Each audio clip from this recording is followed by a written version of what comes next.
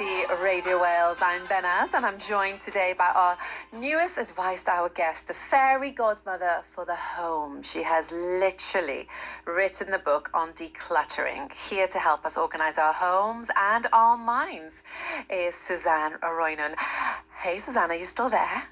I'm here, Benny, and really happy to be helping people on their way with this. Oh, I cannot wait for the next hour. I've been excited for weeks. So we learned earlier that to declutter the mind, we must first declutter our homes and our lives. But this can be difficult for many of us, can't it? It really, really can. And, you know, we have all of this stuff going on in our heads and, you know, you just don't know where to start, where to, you know, pull the start of the piece of string to unravel everything that's going on in there. But if you can just take control of a tiny bit of your home to start with, if you just organise one drawer, you'll find that actually the next thing gets easier and easier and it begins to make more sense in your head and you're more able to focus. It's a really interesting thing to try. Yeah, you could always take all the stuff that you think you need and just put it away somewhere for a year and see if you actually need them. If you don't, straight into the skip, surely. Well, that's an interesting concept, but I think the way I would always suggest people do it is if you're not sure about something, pop it to one side for maybe 6 weeks. And if you haven't used it in that 6 weeks or even noticed it's gone, then it kind of goes, well, to coin a government phrase, on the amber list. Yes. You know, but even so, there will be things that, you know, you only use once a year. All of the stuff you get out for Christmas and then you put it away. Well, that's fine. That, you know, it's something you use. It's probably something you love. It's something you need. Keep it. But there will be other things. And, you know, we've all got stuff in the back of kitchen cupboards that, you know, hasn't been used for years. I don't know how many homes I go into where there are teenage kids and their baby pots and cups and beakers are still in the back of a cupboard. So it's really about being quite practical about what you've got. Really, are you going to use it? And then when are you going to use it? And that's how you start the process, really, of looking in more detail at everything you own. Do you think we have a natural fear of losing precious and sentimental things? Like you mentioned the beakers and things from your children when they were younger. You know, maybe some people like to look back at it and go, oh, but that feels like yesterday. I just can't bring myself to throw them out or give them to somebody else. Yeah, I mean, there is something in that without a shadow of a doubt. You know, we can be so bogged down in our sentimentality that we forget that we're living in the now. And, you know, it's a really interesting thing, actually, relating to children also, is all of those really splodgy paintings that come home from school and then get stuck on the fridge. And then suddenly there's no space on the fridge, so they're spread to the door and then the wall. And the paint starts to flake and they go a bit crunchy around the edges. You know, what do you do with those? And I've known mums, again, who've got children who are just going off to secondary school and they're saying, oh, I can't bear to part with these. And yet, if you ask the kids, they don't want them. You know, what are they actually giving you? How are they serving you? How are they serving your children? Because actually, there's a fair chance that subconsciously they're keeping your children in a much younger space than they really are. So if they behave badly or like toddlers, when they're surrounded by things that they created as toddlers, you can kind of put the two things together. When the paintings go, they grow up that tiny bit, you know. Yeah. It's very interesting. I think at the point they bring the paintings home, you should take a photo of them with it. And then a few months later, maybe think about recycling. I mean, I had a friend, she put her daughter's painting in a lovely frame and it's on the wall and it looks like really expensive art just because of the frame she's put it in. You could just keep one, couldn't you? Absolutely, yeah. If there's something that you really love, and I had one for absolutely years. It was the perfect shades for the room that I put it in and I put it in a frame. It looked gorgeous. And then at the point where it felt right to let it go, it went. I love your idea about having a picture taken of them with the painting or whatever they've made, you know, and then, yes, quietly letting it go. But there is another way of doing it. You can actually take a really nice picture of it and then gather those pictures and put them into a book. Yes. There are companies that will make these books for you for your children's art. That's a lovely idea. So yeah, it's a nice way of remembering it without you having flaky paint and bits all over your kitchen forever. Very good advice. Now, you mentioned in your book that the number one question you receive from clients is, how will I know that I need interiors therapy? Yeah. How do we know? I probably Well, need it, and I'm quite a neat person, and I don't keep a lot of stuff. All my belongings all fit in a car. That's always been my theory. I don't want to have anything more than a car full of stuff. But maybe I need it too. well, possibly, but much less likely than some others. I think the gauge I have is that if your life is going brilliantly, if you're healthy, you've got the money you need, your family are well, you're happy in life, in all likelihood, you probably don't need interiors therapy, not at this point in time anyway. But if anything's a little bit rocky, you feel that you're hitting blocks or obstacles everywhere you turn, you know, you're miserable, you're fed up, work isn't going well, the kids' education isn't going well, you're not getting on with somebody that you're in love with or your family, then there's going to be a lot that interiors therapy can do to help you. But of course, you've got to want to change. You can't force it on anybody. Absolutely. Well, Suzanne, stay where you are. We'll have more from interiors therapy expert Suzanne Roynon coming up. If you have a question about your possessions or want advice for clearing out, give us a call. Wales, I'm Behnaz, and I'm joined by interiors therapy expert Suzanne Roynon. And Suzanne, I've had a message for you from Lucy, who says, hello, please may I ask a question of your decluttering expert? I have a lot of clothes in my wardrobe, some of which I wear a lot, but also a lot of them I've kept because I've had them forever and I love them, although I don't wear them anymore. Are they holding me back? Does a full wardrobe mean I'm stuck? Thank you, and I'm really looking forward to the reply. That's from Lucy. Oh, well, Lucy, what a brilliant question. And actually, I was listening to Wenda the other day talking about decluttering your wardrobe sustainably and how important that was. So what I'd say to you, Lucy, is this. If you're not wearing those clothes, then there will be somebody out there in the big wide world who would really appreciate them, and having them there in your wardrobe, even if you loved them and you wore them in the past, they could be having a new lease of life and being loved somewhere else instead of gathering stuff in your space. And I mean, the fact is, if you've got half of your wardrobe taken up by things you're not using, how amazing would it be to clear that space and then be able to put in new stuff that you really love, or create some new energy for some new opportunities to come your way. And that is what tends to happen if you unblock the flow, if you like. It's a bit like having a blocked drain, having too much stuff in a space. If you can just clear that blockage, then everything starts to flow again. Well, I always have a rule that when I buy new things, I try and get rid of something that I haven't worn for a long time. Otherwise, I just cannot stand the idea of trying to force things into a wardrobe. And that happens a lot with people. They just gather more and more. But if you don't buy new things, you can actually continue with your wardrobe as it is if it's not too full, right? You can. And I think there's also an element here, and this, it goes for men and women, to be perfectly honest. I'll go into houses and there will be clothes from a size 8 to an 18 in some wardrobes, and the male equivalent. And people will hold on to that skimpy little scrap of a dress that they wore when they were 18. Yeah. Because they're thinking, oh, yes, well, I'll go on a diet and I'll lose a bit of weight and I'll be in that. But the fact is, by the time you get to 40, that little scrap of 18-year-old fabric is not going to look as good on you then as it did back when you were 18.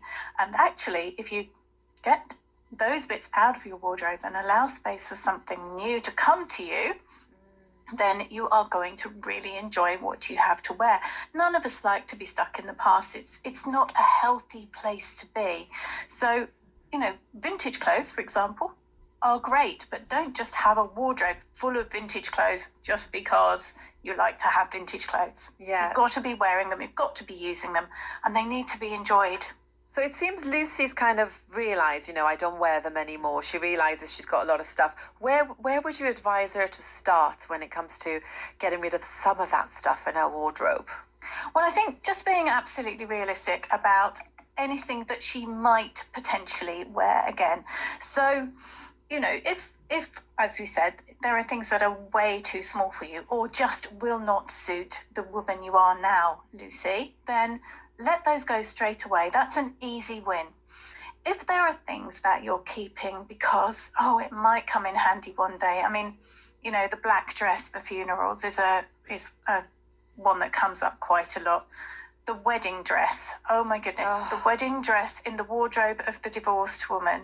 Oh no. No, I'm not for a moment suggesting that Lucy's in this situation. No. But so many women are that, you know, the marriage is over, but the dress is still there. And every time they look at it, it makes them miserable or angry or hurt or betrayed. If they just let it go, it's not there anymore. But, you know, some women, and this is getting into the more sort of the interiors therapy side of things, which is all about energy and the way things make you feel. Some people will say to me, oh, I'm keeping my wedding dress so I can hand it on to my daughter. Now, that's great. If She won't want it. Oh, she might, and she might not. But it's fine if you've had a long and happy and healthy marriage, Yeah. and you felt loved all the way through. But, oh my goodness, if your husband has left you for somebody else or you've left him, you do not want to be sending that energy of a broken marriage into the marriage of your child. So at that point, I really think it's a good idea to let them go. But I've found wedding dresses under beds, under sofas, in wardrobes, in coat covers. I found them hanging up at the back of a shower cubicle because that was the only place that there was to hang it. Yeah, and if it's new, you can kind of pass it on to someone else to use. If it's like 10 or 15 years old, a charity shop would appreciate it because I'm sure there's people who want to dress fancy dress at Halloween who'd happily take the wedding dresses and pour loads of blood on it and have a night out with it. Absolutely right. And there are charity runs that are done in wedding dresses, and you know there are even for a new dress that's only been worn once. If you choose not to sell it or give it away, that's fine, but you can donate those to some charities. Will actually use a wedding dress to create a funeral outfit for a stillborn child, and I think that is just the most astonishingly beautiful way of passing on a dress, so it is used for something that really matters. Suzanne, thank you so much for all your helpful advice. You've got one more opportunity to get your questions in. You can give us a call on 03700 100 110. You can text 81012 or email Behnaz, that's BEHNAZ, at bbc.co.uk. We'll have more as with you on BBC Radio Wales, and I'm joined by interiors therapy expert Suzanne Roynon. Suzanne, are you there? I'm here. Fantastic. I've got a message for you from Deb. She's texted to say, I live in a tiny cottage. The ground floor measures 7 by 3.5. It's gorgeous, but small. I would say I'm a minimalist, but there are 4 of us and a crazy puppy living in the house. I need the feeling of space, but I feel like there's too much stuff in the house and everything gets used all the time. How do I deal with the stuff in this sort of situation? Thank you, from Deb. Oh my goodness, Deb. You are doing incredibly well. I'm not surprised you're a minimalist in that space. Gosh, 7 meters by 3.5. 4 of them and a puppy as well. 4 of them and a puppy. That's dedication. And yes, well, first of all, if you're using everything, I'd say, is there anything that you can make more multi-purpose? You know, perhaps you're using chairs and stools. Maybe you can just combine, so you're just using stools around the table or something like that, so that it can be pushed right underneath a table if you've got a table to get it out of the way. Moving into the sort of more decor feng shui side of things, I'd be thinking about using some mirrors to give the impression that the space is larger. Use light colours on the walls, very light creams, whites, not greys, because greys will, they have a depressant effect, so avoid greys. But if you use those lighter colours, keep the windows open as much as you can, and keep drapes away from the windows, so you've got the maximum light coming in. That's going to increase the feeling of space. But, you know, you've said that you're minimalist.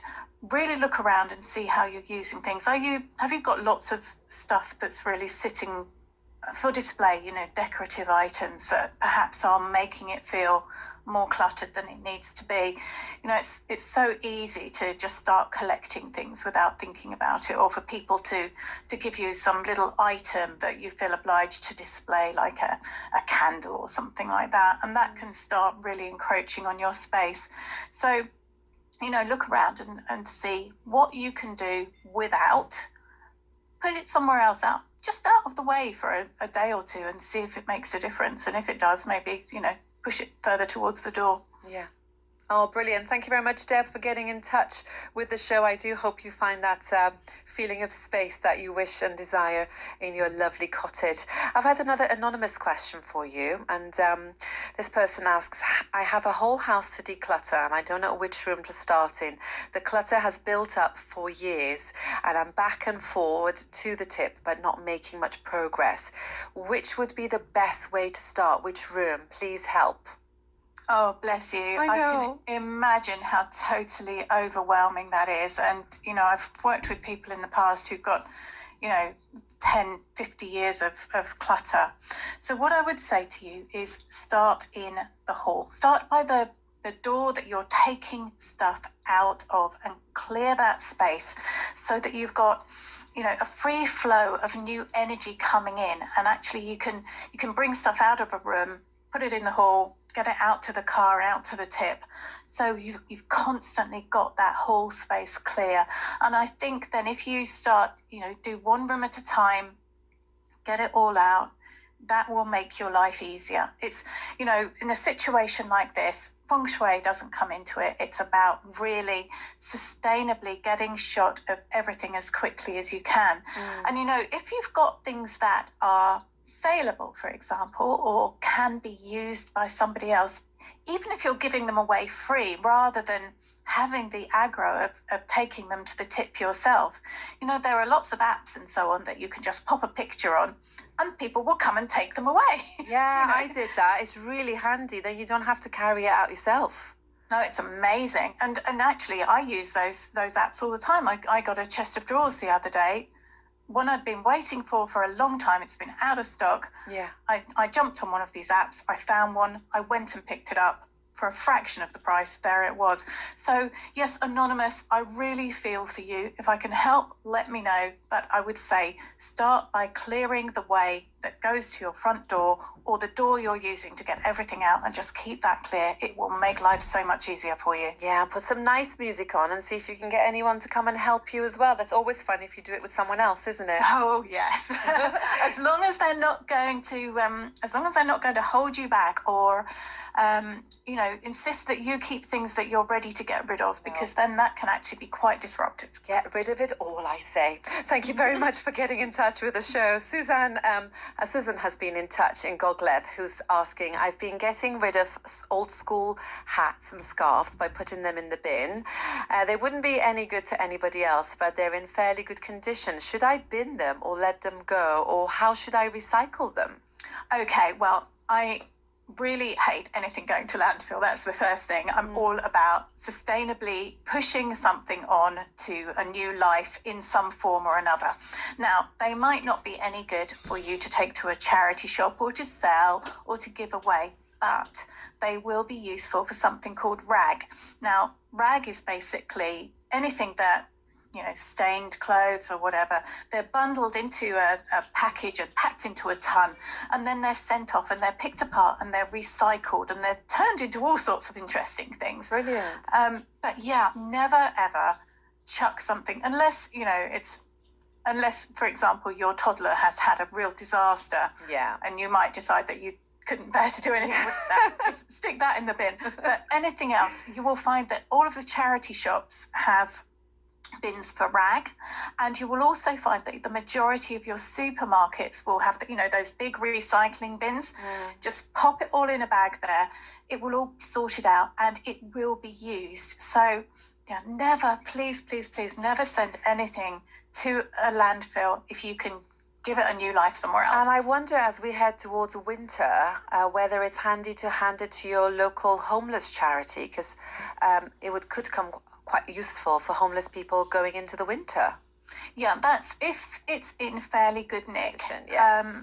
Because I think Yes, I absolutely agree that homeless shelters really benefit from anything that we can pass on. But I have become aware that, there's no point in throwing all your really raggy stuff to the homeless, because they deserve dignity and pride in their appearance, just as you do. So if you've got a really beautiful bobble hat that nobody wants to wear, it's not the right colour, whatever, then great. If it's virtually new and it's unused, by all means give it to a homeless shelter. But if it's gone really, when a jumper goes bobbly or whatever, if you wouldn't want to wear it.